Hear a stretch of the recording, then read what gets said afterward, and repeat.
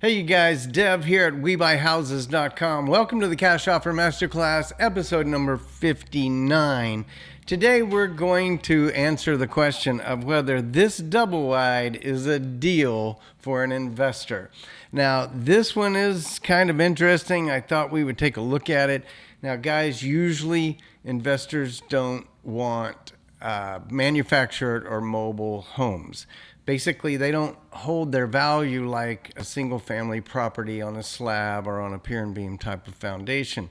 These houses are really, they depreciate more like cars than they would appreciate like a brick house. And so in general, the answer is no. Investors don't really want these properties, but I thought we would just take a look at this one. And in fact, if you've never really seen inside a double wide, I thought it might be fun just for that, because I've always thought when I walk into double wides that I think this is way bigger than I thought it was going to be.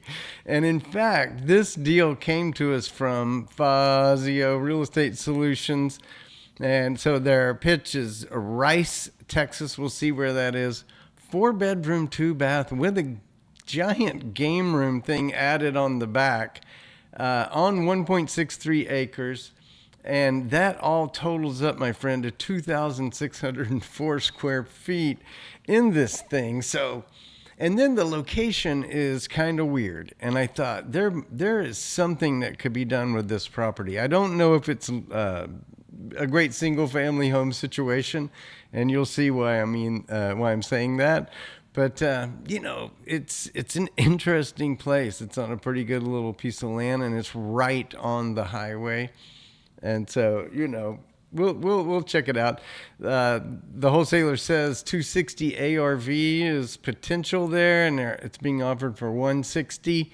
And then when we roll down, they basically say it's in pretty good shape. No known issues in that. In fact, it has a good roof on it, recent roof. They show a recent sale. They're not claiming it to be a comparable, but that is a brick single family home. It's not, you can't, and it's on a street. And you'll see this is not on a street. And so you can't really compare that recently sold home to this one. But we do see some values listed on the public sites for this. And so there is a sense of this, maybe being worth what the wholesaler's asking for. So we'll take a look at that. First, where is this place? Rice, Texas is down there in the south of Dallas, off of the 45 branch. You go down 45 or you 35E, and that's how you go to south from Dallas. 45 is if you're going to Houston. And Rice, you can see it right down there. It's north of Corsicana. Corsicana is a city with about 25,000 people in it. It's a very well-developed city. It's going to have all your stuff. And then north of there is Ennis and Alma, a couple of smaller ones, and they're all pretty near Waxahachie. But you can see the living's kind of rural out there in Rice. There's the city. Here's the house down here. And if we go into the city, we see the Family Dollar. And I just learned that Dollar General launched something called the DG Market. And so that's kind of their new concept. It's more grocery store oriented. And look at that. Rice has a DG Market and a Family Dollar and a Sonic. It's just, the hits keep stacking up there in Rice. Okay, that's a pretty decent place. Plus the Rice Cafe. Come on, you can't go wrong there. Our subject property is down here. And now I'm going to click on this screen right here and show you. If we go to the satellite view, this is the weird thing. Well, for one, there's a liquor store right here and a truck shop, tire shop, and a storage unit. So this is all commercial. And then we'll see in a minute what that thing is.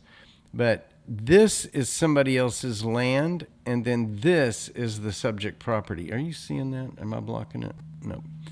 Yeah, I just want you to see that from the service road, there's in essence an easement, a dirt road that you go up here to get to that property in the back. And I'm assuming, that might be that person's property, to be honest, but they're perhaps required to provide easement to the property in the back. But that's it back there. That's the manufactured double wide.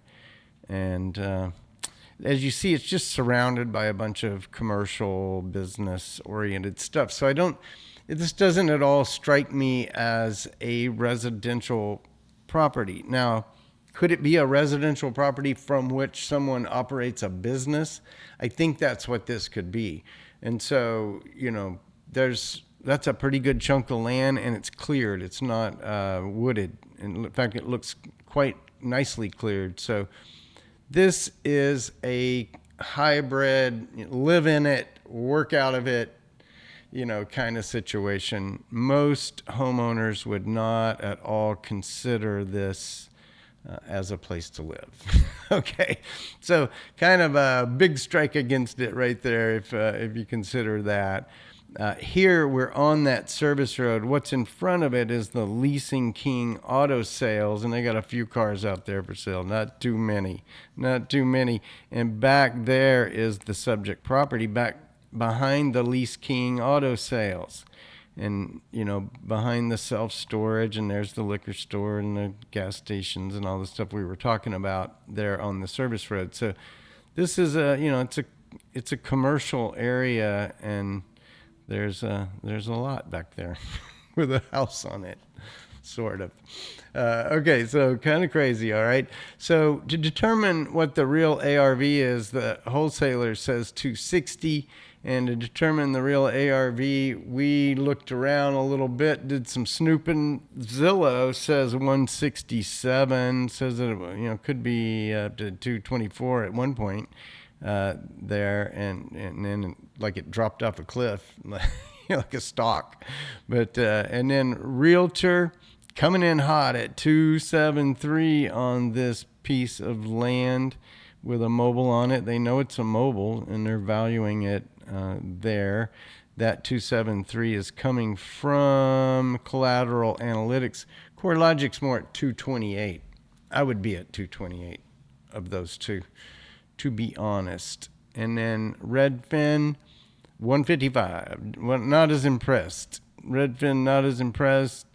There are houses selling in that zip code, apparently, that around 325. So, there could be some nice areas around there. It's just this place is not nice. It's commercial property.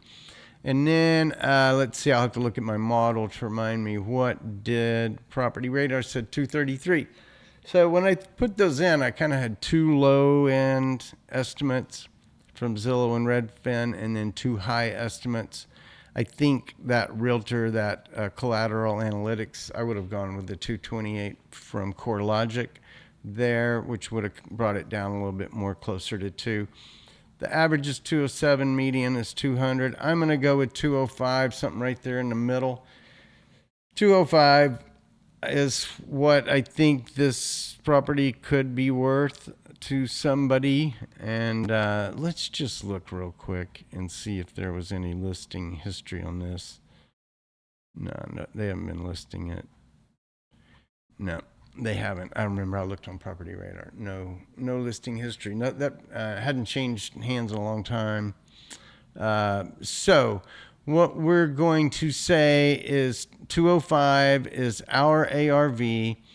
And that's $79 a square foot for that, lot of square manufactured housing square footage that we get there on this deal. And that means at a 70% discount factor, if the house was in perfect condition, we didn't have to make any repairs, we could pay $144 for it. And you come over here, they're looking for $159. So we're, what are we, 15K off from where they are? It's not huge. They may be able to meet you closer to 140 on this. And I really think this is a property that is prime for somebody to live in while they run a business in the backyard kind of thing. Let's look at it and see what it looks like, see if it needs repairs. Okay, here's the front. Yeah, I use that as my cover photo. And I appreciated that being labeled like that. It's really nice. Front yard. See, it's got land in front of it and land behind it. for the business thing. Here's the backyard. Big, nice, flat. Yeah, that's a good spot for, game room rear. So this seems to be added on to the manufactured house, and it appears to be a pretty big thing, this game room. We'll see it in a second when we get in there. Side of the game room. Well, another view.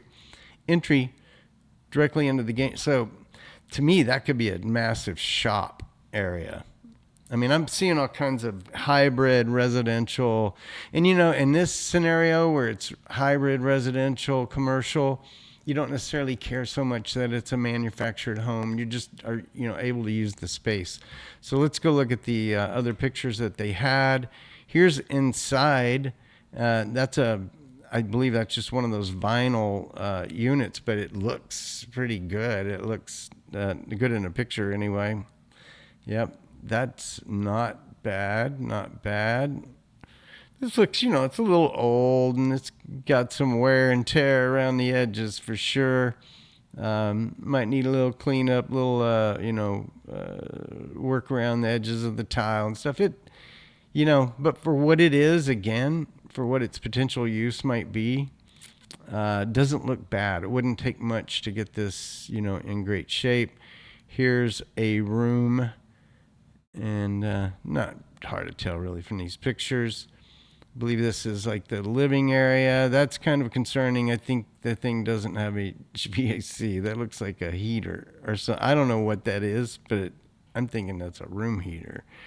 But no, there's floor vents, so it probably does have ductwork and central HVAC. I don't know what that thing is. Do you guys know what that is? Put it in the comments. Let me know. Yeah, here again, I think if this was for a residential user, they would want to redo all this. Paint all this, replace the floors, have one floor throughout the whole thing. It's obvious, a double wide is two sides, and they join it in the middle, and that's where that beam is. And that's how you get a pretty good amount of space by putting two halves together and making a double wide. And sometimes when you're looking in double wides, you're looking at rooms that are relatively normal or 10 by 10s or whatever, and it feels like a little bit more of a house than a mobile home feels like. And and again, I just keep thinking, man, have my shop out here, live out here, ride the four-wheeler in the back, whatever. Needs a little TLC and work. I don't think this has to all be redone though. I mean, honestly, it looks functional. It looks like somebody's been living here. Popcorn ceiling. Yeah, at some point, here I would replace those floors for sure. And before I do that, I would, or after I do that, after I take the flooring out, I would get all that stuff off the ceiling and retexture, repaint. And interesting. It's got a garden tub in this. See, it doesn't feel as small as this is what I thought. It might be fun for us to just look at a double wide and see what a double wide's like. Then they're very nice double wides, nice. And this isn't necessarily nice. It's been used a long time, so it's kind of showing a lot of wear and tear. Like they're on the edges, and that looks like that might have some rotten wood down there. Maybe there was a leak, and it did some damage there. I'd be concerned about what it might have done to the subflooring under that. So I'd be concerned about some things in here. It's not that it doesn't need repairs, but it's just, what would the purpose of this property be? You have, the sloped ceilings on both sides that go from that meeting point in the middle. And so another bedroom, living area.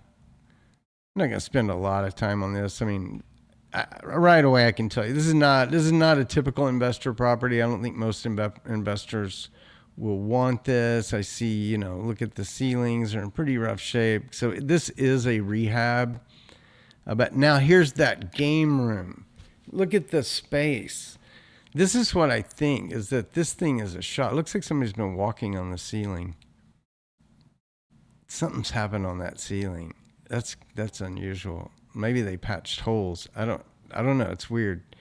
A I'd like to look at that a little closer. The flooring's pretty no good, and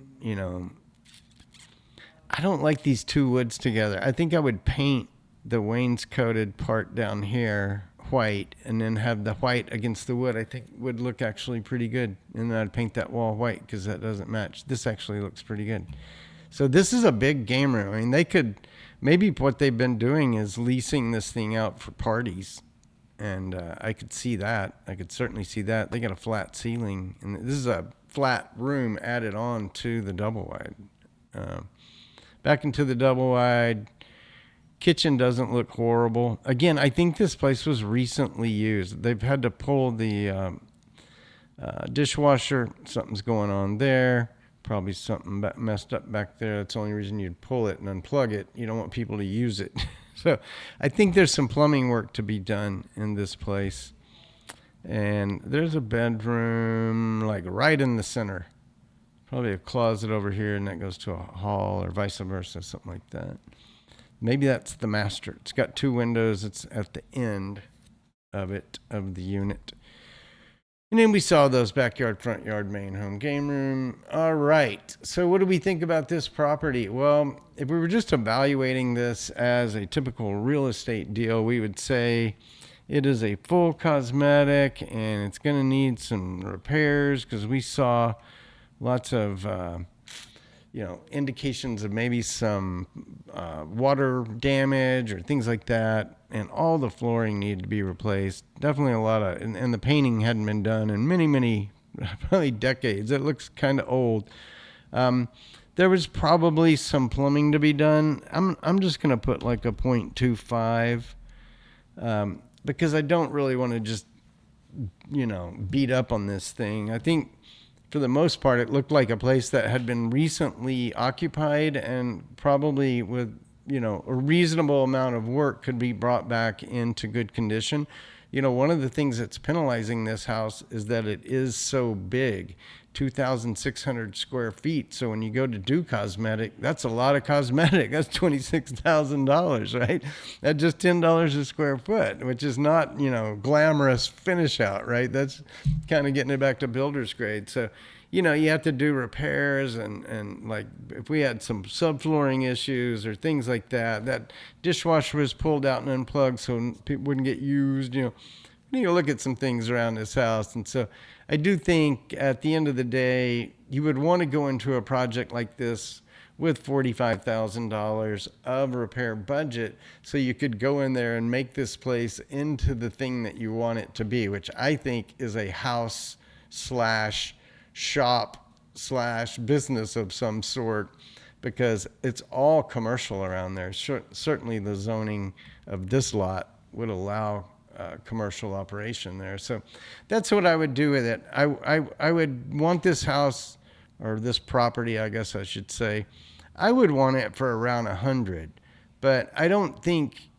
at 100, I'm really valuing the land.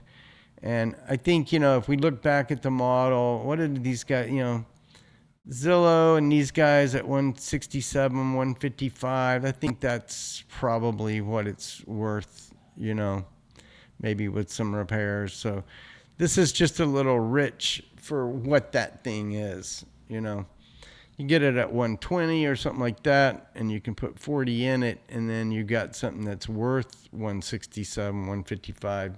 Yeah, so maybe 120 could be a budget here that could get this thing, make it a pretty good deal. I don't know.